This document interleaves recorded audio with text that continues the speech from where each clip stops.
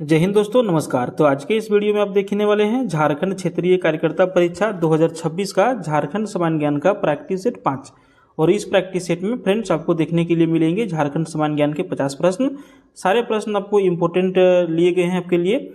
और ये जो परीक्षा का जो तिथि रखा गया है आपका 5 जुलाई 2026 का परीक्षा का डेट रखा गया है। आप लोग सभी लोग तैयार हो जाइए और चलिए हम लोग शुरू करते हैं आज का क्लास। जो लोग पहली बार वीडियो को देख रहे हैं और हमारे चैनल को सब्सक्राइब करना चाहते हैं तो तुरंत कर लीजिए, क्योंकि डेली बेसिस पर आपको ये प्रैक्टिस सेट देखने के लिए मिलेगा झारखंड क्षेत्रीय कार्यकर्ता परीक्षा 2026 के लिए। तो चलिए शुरू करते हैं इसका सेशन। तो देखिए फ्रेंड्स, पहला सवाल झारखंड सामान्य ज्ञान का बहुत ही इंपॉर्टेंट सवाल आपका है। सवाल में क्या पूछ रहा है कि झारखंड के कितने ऐसे जिले हैं जो अन्य किसी राज्य को स्पर्श नहीं करता है। अब देखिए, झारखंड में टोटल जिलों की संख्या है 24। ठीक है, जब झारखंड हमारा बना उस टाइम जिलों की संख्या था 18, बाद में ऐड हो गया 6 और अभी करंट टाइम में है 24। समझे। और झारखंड के 5 पड़ोसी राज्य भी हैं और 2 झारखंड के ऐसे जिले हैं जो किसी भी अलग राज्य को जो है स्पर्श नहीं करता है, उसकी सीमा से सटा हुआ नहीं है। ऐसे जिलों की संख्या कौन कौन से हैं? तो ऐसे जिलों की संख्या आपका 2 है। कौन कौन सा जिला है? तो लोहरदगा और खूंटी जिला। ये 2 ऐसे जिले हैं जो अन्य किसी भी राज्य को स्पर्श नहीं करते हैं। क्लियर हो गया। अगले सवाल की ओर बढ़ेंगे। 42 नंबर, बौद्ध मठ के अवशेष निम्नलिखित में से किस स्थान से प्राप्त हुआ है झारखंड में? 42 नंबर का आंसर करिएगा सीतागढ़ पहाड़। झारखंड के हजारीबाग जिला के सीतागढ़ पहाड़ से बौद्ध मठ के अवशेष प्राप्त हुए हैं।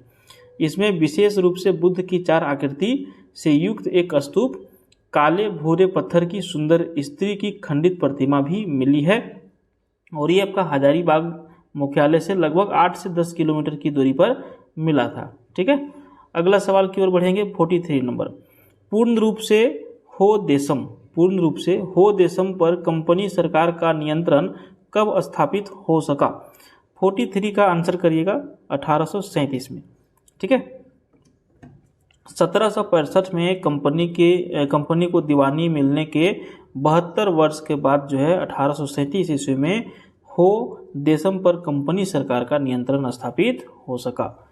अगला सवाल की ओर बढ़ेंगे। 44 नंबर, सवाल पूछ रहा है कि संथाल विद्रोह में निम्नलिखित में से कौन सी वस्तु को यूरोपीय धर्मयुद्ध के क्रॉस की तरह गांव-गांव घुमाया गया और अधिक से अधिक संथालों को शामिल करने का प्रयास किया गया? 44 का आंसर करिएगा सी, साल वृक्ष की टहनी। साल वृक्ष की टहनी को यूरोपीय धर्मयुद्ध के क्रॉस की तरह गांव-गांव में घुमाया गया था और अधिक से अधिक संथालों को शामिल इसमें किया गया था, क्योंकि साल वृक्ष का जो टहनी है, साल वृक्ष जो है ज़्यादा इंपॉर्टेंट है झारखंड में। ठीक है, इसीलिए। अगला सवाल है 45 नंबर, झारखंड से समुद्र तल की निकटतम दूरी कितनी है? माने कि ये समुद्र तल मान के चलिए ये समुद्र है और झारखंड की ये मान के चलिए झारखंड है, तो समुद्र तल और झारखंड के बीच की जो दूरी है वो कितना है? ठीक है, तो आंसर करिएगा 90 किलोमीटर। झारखंड की भौगोलिक सीमा कहीं भी समुद्र को स्पर्श नहीं करती है और झारखंड से समुद्र तल की निकटतम दूरी 90 किलोमीटर है। और यह जो है समुद्र तट उड़ीसा की है। समझे, उड़ीसा जो तट है वहाँ से 90 किलोमीटर की दूरी पर झारखंड हमारा स्थित है। अगला सवाल है, निम्न कथनों पर विचार करिए। अब विचार करना है हम लोगों को 4 चीज़ों पर: बूढ़ा घाघ जलप्रपात, हुंडरू जलप्रपात, सदनी घाघ जलप्रपात और घघरी जलप्रपात। निम्नलिखित में से किसका निर्माण रांची पठार से उद्गम नदियों पर हुआ है? अब देखिए किसका रांची से उद्गमित नदी के ऊपर हुआ है। 46 का आंसर करिएगा इनमें से सभी।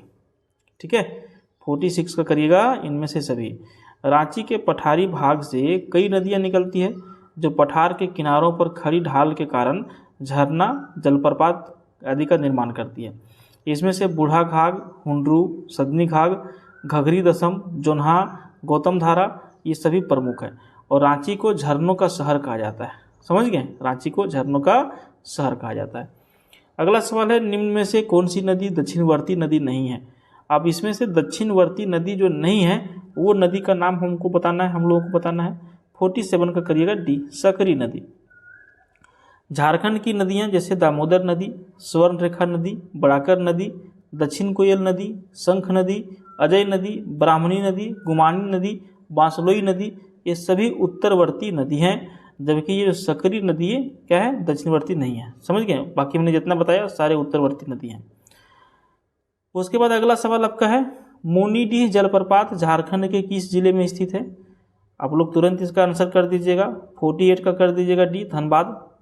मोनीडीह जलप्रपात को भटिंडा जलप्रपात के भी नाम से जाना जाता है। ये जलप्रपात झारखंड के धनबाद जिला का मोनीडीह खदान के पास एक जंगल में स्थित है। समझे, मोनीडीह जलप्रपात, इसको भटिंडा जलप्रपात के नाम से जाना जाता है। अगला सवाल है, झारखंड के अभ्यारण्य में उसके स्थापना वर्ष को सही मिलान कीजिए। अब झारखंड में जो अभ्यारण्य है ना, और उसके स्थापना वर्ष, अब इसमें से देखिए हम लोगों को मिलान करना है, कौन सही है कौन गलत है, क्या है नहीं है, कैसे मिलान करेंगे, आइए हम लोग देखते हैं। देखिए पलामू अभ्यारण्य जो है पलामू में है, ये तो सभी लोगों को पता है, ठीक है। पलामू अभ्यारण्य पलामू में है। हजारीबाग अभ्यारण्य हजारीबाग, महुआ डांड भेड़िया अभ्यारण्य, दलमा अभ्यारण्य पूर्वी सिंहभूम, इन चारों अभ्यारण्य की स्थापना 1976 ईस्वी में किया गया था। चारों का 1976 में किया गया था। तो इसमें क्या है, ऑप्शन सी हम लोग कर देंगे, ऑप्शन सी कर देंगे। यहाँ पे 49 का ऑप्शन सी, माने 1 और 3 दोनों, यहाँ पर ये भी सही है और ये भी सही है। और हमने कौन कौन सा बताया, इसमें से पलामू अभ्यारण्य का स्थापना 1976 में किया गया, बिल्कुल सही है। हजारीबाग अभ्यारण्य 1976 में किया गया था, यहाँ पे गलत दिया हुआ 1978। महुआ डांड भेड़िया अभ्यारण्य ये भी आपका 1976 में बिल्कुल सही है, ठीक है। तो ये सारे सही है, लेकिन यहाँ पे हजारीबाग अभ्यारण्य और दलमा अभ्यारण्य ये सारे गलत दिए हुए हैं इसमें से। अगले सवाल की ओर बढ़ेंगे, 50 नंबर सवाल। संथालों के अर्थव्यवस्था के संबंध में निम्न कथनों में से कौन सा कथन सत्य है? अब संथाल लोग जो है इसकी अर्थव्यवस्था के संबंध में कौन सा कथन सत्य है? यहाँ पर हम लोग आंसर करेंगे ऑप्शन ए, ठीक है। संथाल जो हैं मुर्गी, सुअर, भेड़, गाय, भैंस आदि पालते रहते हैं। ये चावल से बनने वाले शराब हड़िया का सेवन करते हैं, महुआ से बनने वाले तेज शराब का भी उपयोग करते हैं। संथालों में बीड़ी जो है साल की पत्तों से बनने वाली, उसको भी पीते हैं। बहुत जगह तो केंदू पत्ता इसका बहुत ज़्यादा फेमस है झारखंड में, समझ गए। तो इसका आंसर करिएगा ऑप्शन ए।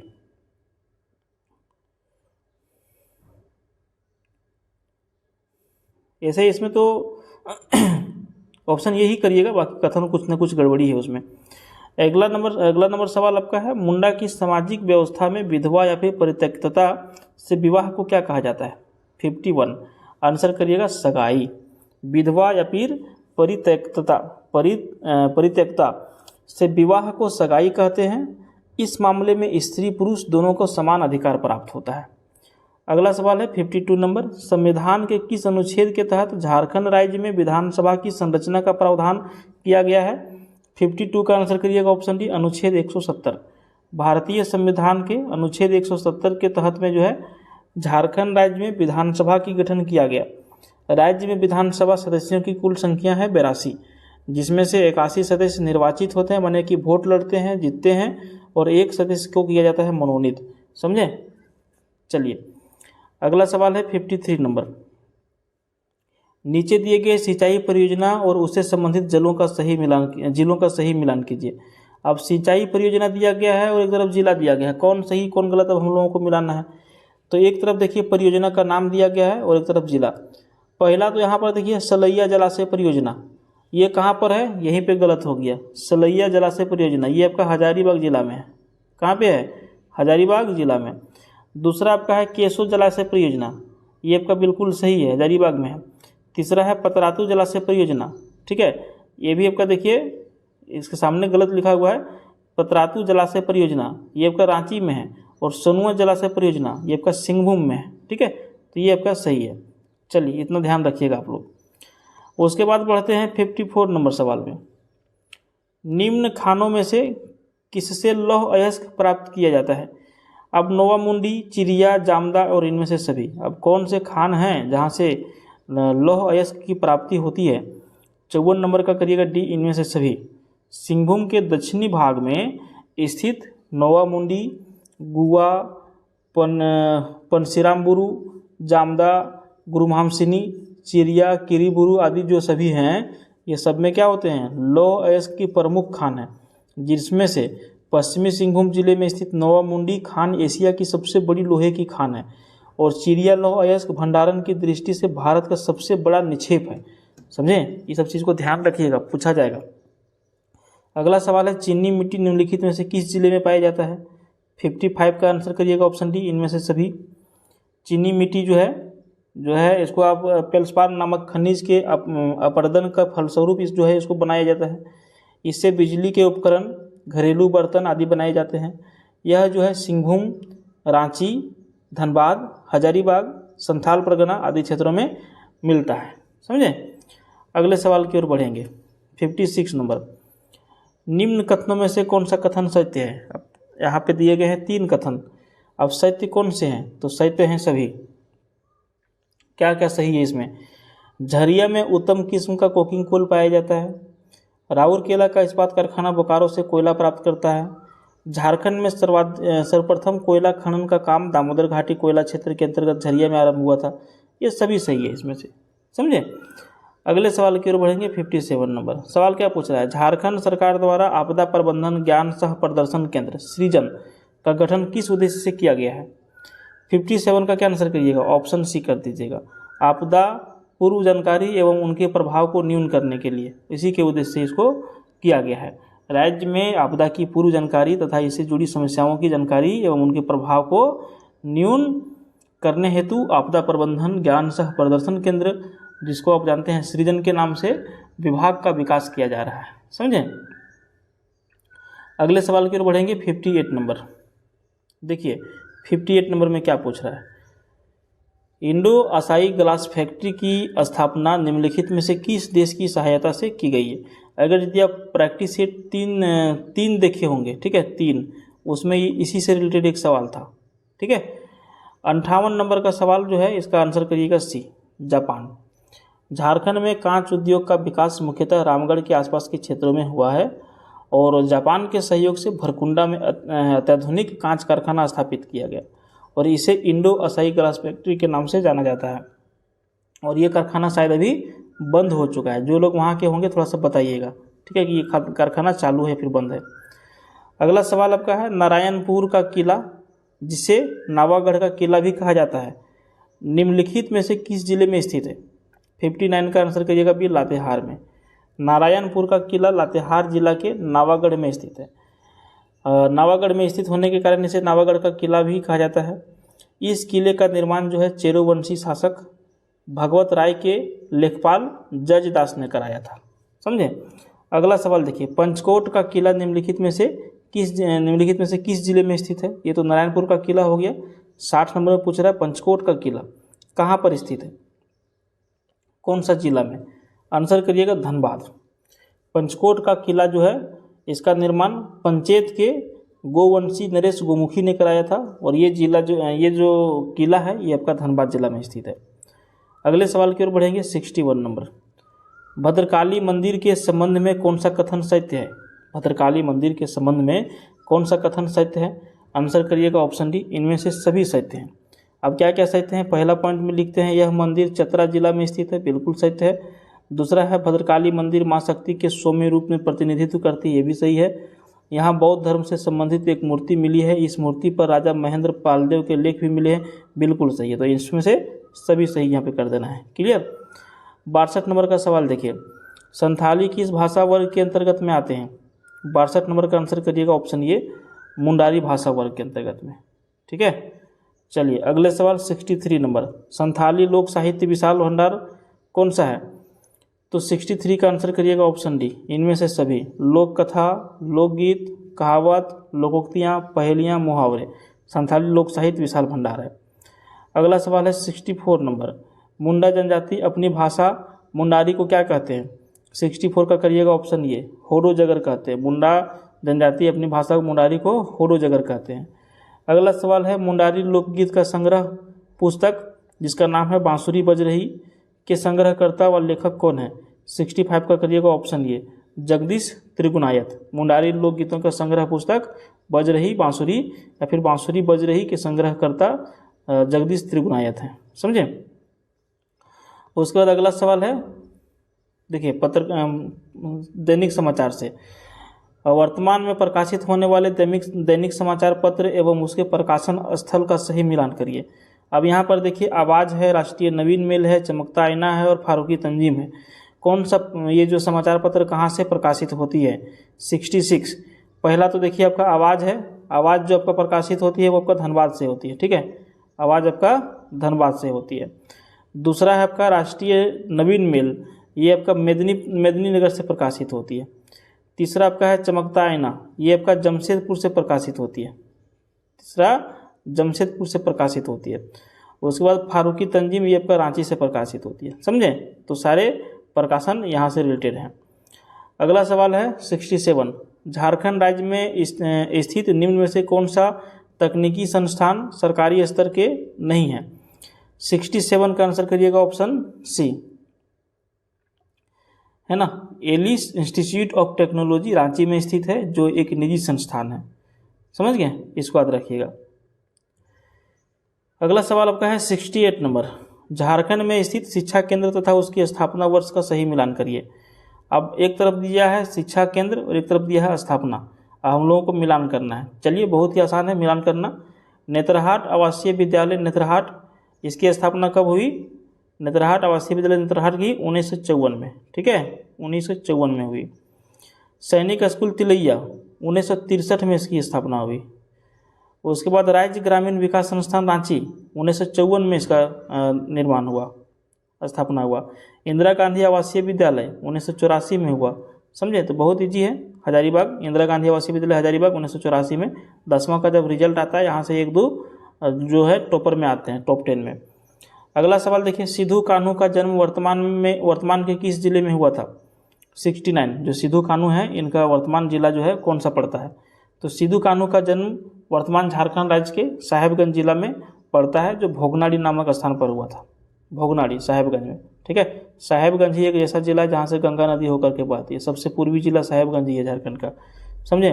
अगला सवाल देखिए, दिए गए नृत्य एवं ऋतु का सही मिलान कीजिए। अब कौन सा नृत्य कौन सा ऋतु में होता है ये हमको मिलान करना है। बिल्कुल ईजी आंसर है। एक तरफ आपका देखिए जदूर डांडी, ये जो आप देख रहे हैं जदूर डांडी, ये वसंत ऋतु में होता है। जदूर डांडी वसंत ऋतु में होता है। दूसरा आपका देखिए खद्दी डांडी, ये ग्रीष्म ऋतु में होगा। खद्दी डांडी ये आपका ग्रीष्म ऋतु में होगा। कर्मा डांडी ये कब होगा? ये वर्षा ऋतु में होगा। कर्म पर्व जो होता है ना, कर्मा डांडी, ये आपका वर्षा ऋतु में होगा। अब एक बच गया माधा डांडी, ये क्या हो जाएगा? शीत ऋतु में होगा। क्लियर? चलिए अगला सवाल, ढाक झारखंड का अवरुद्ध बांध के संबंध में कौन सा कथन असत्य है? अब एक कथन इसका असत्य है, इसका इनमें से सभी सही है। हम लोगों को ये से लिखना है। देखिए, ढाक जो होता है आकार में मांदर एवं ढोल से बड़ा होता है। इसका मुख्य ढांचा जो है गम्हार की लकड़ी का बना होता है जनरली, और इसके दोनों खुले मुंह को बकरे की खाल से मढ़कर जो है बद्धी से कस दिया जाता है, और इसे जो है कंधे में लटका करके 2 पतली लकड़ी के जरिए बजाया जाता है। आप लोग हिंदू धर्म में शादी ब्याह में हमेशा ढाक या फिर ढोल का तो प्रचलन होता ही, आप लोग सभी लोग देखे होंगे इसको। अगला सवाल देखिए, संथाली भाषा झारखंड के अलावा और किन राज्यों में बोली जाती है? संथाली भाषा झारखंड के अलावा बाहर में भी बोली जाती है। क्या आंसर होगा? इनमें से सभी, ठीक है। संथाली भाषा का विस्तार झारखंड, बिहार, उड़ीसा, पश्चिम बंगाल, मध्य प्रदेश, असम में भी है। मिश्रित संथाली में बांग्ला, उड़िया, मैथिली आदि का मिश्रण मिलता है। क्लियर? उसके बाद देखिए 73 नंबर सवाल पूछ रहा है कि सोहराय चित्रकारी के संबंध में कौन सा कथन असत्य है? 73 आंसर करिएगा सी, ठीक है। सोहराय चित्रकारी में कला देवता प्रजापति का पशुपति का विशेष चित्रण मिलता है। समझे? यही क्या है? असत्य है। अगले सवाल की ओर बढ़ेंगे हम लोग। 74 नंबर सवाल पूछ रहा है कि निम्नलिखित में से किसके तहत सर्व शिक्षा अभियान के अंतर्गत में 16 से 14 वर्ष के आयु वर्ग के सभी बच्चों को 8वीं कक्षा तक की अनिवार्य एवं गुणवत्तापूर्ण शिक्षा प्रदान करना है? किसके तहत? 74 का आंसर करिएगा बी, झारखंड शिक्षा परियोजना परिषद। देखिएगा विद्यालय, सरकारी विद्यालय में ये जरूर लिखा रहता है, मिडिल क्लास तक का जो स्कूल रहता है उसमें, ठीक है। झारखंड शिक्षा परियोजना परिषद के तहत सर्व शिक्षा अभियान के अंतर्गत 6 से 14 वर्ष के आयु वर्ग के सभी बच्चों को 8वीं कक्षा तक की अनिवार्य एवं गुणवत्तापूर्ण शिक्षा प्रदान करना ही इसका उद्देश्य रखा गया है। अगला सवाल है 75 नंबर, झारखंड पत्रकार पेंशन योजना 2019 के तहत झारखंड राज्य के अपनी सेवा देने वाले पत्रकारों का प्रतिमाह कितनी राशि पेंशन देने की घोषणा की गई है? 75 का आंसर करिएगा बी, 7500 रुपया। क्लियर। अगला सवाल देखिए 76 नंबर। मुख्यमंत्री कन्यादान योजना के तहत लाभार्थी के लिए आवश्यक शर्तों में से कौन सा सही नहीं है? अब कौन सा सही नहीं है? 76 आंसर करेंगे बी। ठीक है, मुख्यमंत्री कन्यादान योजना के लाभार्थी के लिए निम्न शर्तें रखी गई है। तो यहाँ पर जो सही नहीं है क्या है कि लड़की की उम्र 18 वर्ष या इससे अधिक होनी चाहिए और लड़के की उम्र 25 वर्ष या इससे अधिक होनी चाहिए। 25 नहीं, यहाँ पे 21 होना चाहिए। क्या समझे? तो देखिए क्या क्या जो कंडीशन सही होना चाहिए वो हम बता देते हैं इसके बारे में। आवेदक को झारखंड राज्य का अस्थायी निवासी होना जरूरी सबसे पहले। दूसरा स्रोत इसमें तथ्य है कि सभी स्रोतों से जोड़कर भी आवेदक परिवार का वार्षिक आय 72,000 से अधिक नहीं होना चाहिए। तीसरा यह है कि लड़की का उम्र 18 साल और लड़का का उम्र 21 साल या फिर इससे अधिक होनी चाहिए, तो ही आप इस योजना का लाभ ले सकते हैं। क्लियर हो गया। अगला सवाल देखिए, प्रिमिटिव ट्राइबल ग्रुप PTG डाकिया योजना का लाभ वैसे आदिम परिवारों को प्रदान किया जाएगा जिसकी साक्षरता दर निम्न है और औसत मासिक आय खाली स्थान रुपये से कम है। 77 का आंसर करिएगा 1000। PTG डाकिया योजना का लाभ वैसे 70,000 आदिम जनजाति परिवारों को प्रदान किया जाएगा जिसकी साक्षरता दर निम्न है और औसत मासिक आय 1000 रुपये से कम है। क्लियर हो गया। अगला सवाल इसमें बड़े बड़े आ रहे हैं क्या? देखिए, जोहार योजना के संबंध में कौन सा कथन सत्य नहीं है? जोहार योजना, इसे कौन सा कथन सत्य इससे नहीं है? ऑप्शन बी कथन सत्य नहीं है। इस योजना के तहत जो है मुख्यमंत्री विवेकानुदान से 272 नवदंपतियों को 11,000 हजार रुपये की राशि प्रदान की जाएगी। समझे? यहाँ पे 500 लिख दिया है, जबकि ये होना चाहिए आपका कितना? 272। अगला सवाल करेंगे 79 नंबर सवाल। निम्न में से किस योजना का प्रमुख लक्ष्य जो है विधवा महिलाओं को आवास उपलब्ध कराना है? 79 का आंसर करिएगा बी, भीमराव अंबेडकर आवास योजना। ये जो है जितने भी विधवा महिलाएं होती है उनको आवास प्रदान करने का मुख्य काम करते हैं। 80 नंबर सवाल है, झारखंड के कुछ परियोजनाएं एवं उसका प्रारंभ वर्ष दिया गया है, सही विकल्प का चयन करिए। 80 नंबर, तो प्राथमिक एवं मध्य उच्च विद्यालय में छात्रवृत्ति योजना 2010, एकलव्य विद्यालय 2006, खेल छात्रवृत्ति योजना 2006। ठीक है, गलत कौन सा है? विकल्प का सही विकल्प का चयन करिए। 80 नंबर का ऑप्शन बी, एकलव्य विद्यालय योजना 2006। क्लियर। चलिए अगला सवाल आपका है, निम्न में से किनका मानना था कि तब तक आदिवासियों का उद्धार संभव नहीं होगा जब तक कि सभी आदिवासी संगठनों में एकता नहीं होगी? 81 नंबर का डी, इनके इग्नेस बेक। ठीक है, इग्नेस बेक का मानना था कि जब तक आदिवासियों का उद्धार तब तक आदिवासियों का उद्धार संभव नहीं है जब तक कि सभी आदिवासी संगठन में एकता नहीं आएंगी। क्लियर। चलिए अगला सवाल आपको बताते हैं 82 नंबर। किसान सभा की स्थापना 1930 में निम्न में से किसके द्वारा किया गया? 82 नंबर का आंसर करिएगा बी, ठेबुले उरांव। छोटा नागपुर उन्नति समाज की स्थापना में ठेबुले उरांव ने एक सहयोग की भूमिका निभाई थी। बाद में ठेबुले उरांव और जुएल लकड़ा में वैचारिक मतभेद हो गया, जिसके बाद ठेबुले उरांव छोटा नागपुर उन्नति समाज का परित्याग किया गया एवं एक समानांतर संगठन किसान सभा की स्थापना 1930 में किया गया। समझे, यही कहानी था उन लोगों का। अगला सवाल आपका है, मनमोहक खुशबू बिखेरने वाले लाल और सफ़ेद रंग के किस वृक्ष को इसकी सुगंध के कारण देवघर में रूट कांवरिया पथ पर लगाया जा रहा है? 83 का आंसर करिएगा बी, शिवलिंग। शिवलिंग वृक्ष के फूल प्रायः लाल और सफ़ेद रंग के होते हैं। यह मूलतः हिमाचल प्रदेश के तराई के क्षेत्र में जनरली पाए जाते हैं, लेकिन झारखंड में लगाया जा रहा है। अगला सवाल आपका है, झारखंड में मुख्यमंत्री जनवन योजना कब लागू किया गया? 84 का आंसर करिएगा सी, 2015 में। यह योजना 2015 में लाई गई थी। इसके तहत लाभार्थी कम से कम 1 एकड़ एवं अधिकतम 50 एकड़ वृक्ष रोपित कर सकेंगे। ठीक है, अगले सवाल की ओर बढ़ेंगे। 85 नंबर सवाल क्या पूछ रहा है कि जलवायु परिवर्तन से झारखंड का सर्वाधिक प्रभावित क्षेत्र कौन सा है? 85 का आंसर करिएगा सी, उत्तर पश्चिमी भाग। जलवायु परिवर्तन से झारखंड का उत्तर पश्चिम भाग सर्वाधिक जो है ये रहा है। इस परिवर्तन से ग्रीष्म ऋतु शुष्क वाष्पीकरण में वृद्धि एवं वातावरण में नमी की मात्रा में कमी आने से वनाग्नि की घटनाओं में वृद्धि हुई है। क्लियर। अगला सवाल आपका देखिए 86 नंबर, सुनामी चेतावनी हेतु एक खास तकनीक जिसके माध्यम से सुनामी का पता लगाने के बाद उचित स्थानों पर तत्काल सूचनाएं भेजी जाती है, क्या कहलाती है? 86 का करिएगा ऑप्शन ये DOART। ठीक है, DOART, open Asian assessment and reporting of tsunami.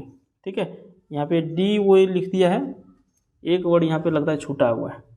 ठीक है, चलिए यहाँ पे डबल वो होना चाहिए, ओपन ओशियन, यहाँ पे DOART लिख दिया, कोई नहीं। चलिए अगले सवाल की ओर बढ़ते हैं। 87 नंबर, झारखंड राज्य के लगभग कितने जिले बाढ़ से ग्रस्त हैं? झारखंड राज्य के 87 का D 11। ठीक है, राज्य में लगभग 11 जिले बाढ़ से ग्रस्त हैं, जिसमें गोड्डा, साहेबगंज, दुमका, पाकुड़ सर्वाधिक बाढ़ से प्रभावित जिला है। अगला सवाल करेंगे 88 नंबर, हाथियों का मानव आवासीय क्षेत्रों पर आक्रमण करने का मुख्य कारण पर विचार करिए। जो हाथी हैं ये मानव के आवासीय क्षेत्रों पर जनरली आजकल ज़्यादा आक्रमण करते हैं। इसका आक्रमण करने का क्या कारण हो सकता है, मुख्य कारण? तो देखिए इसका आंसर आपको करना है ऑप्शन बी। ठीक है, एक और दो दोनों। ठीक है, एक और दो दोनों। हाथियों द्वारा मानव आवासीय क्षेत्रों पर आक्रमण करने का मुख्य कारण ग्रामीणों द्वारा सुगंधित महुआ फूल जिसके संग्रहण से आकर्षित होना, वनों का काटान होना, ये सभी चीज़ क्या है, हाथी को प्रेरित कर रहा है गाँवों की तरफ घुसने के लिए। अगला सवाल है, सूखा, बाढ़, वन अग्नि के लिए झारखंड की कौन सा संस्थान कार्यरत है? 89 का आंसर करिएगा ऑप्शन ये JSAC। JSAC का पूरा नाम होता है झारखंड स्पेस एप्लीकेशन सेंटर। सूखा, बाढ़, वन अग्नि के लिए कार्यरत है और यह रांची में स्थित है। अगले सवाल की ओर बढ़ेंगे, 19 नंबर सवाल। ठीक है, सवाल क्या पूछ रहा है कि झारखंड राज्य की किस चित्रकला को GI टैग प्राप्त हो चुका है? 90 नंबर का आंसर करिएगा ऑप्शन ये सोहराय को। ठीक है, झारखंड राज्य की सोहराय चित्रकला को GI टैग प्राप्त हुआ है और यह GI टैग झारखंड का पहला GI टैग है। क्लियर। और यहाँ पर फ्रेंड्स आपका 50 झारखंड सामान्य ज्ञान का प्रश्न कंप्लीट हो गया है। वीडियो पसंद आया तो प्लीज़ एक लाइक कर दीजिएगा और इसका अगला पार्ट 6 देखने के लिए चैनल को सब्सक्राइब जरूर करिएगा। धन्यवाद।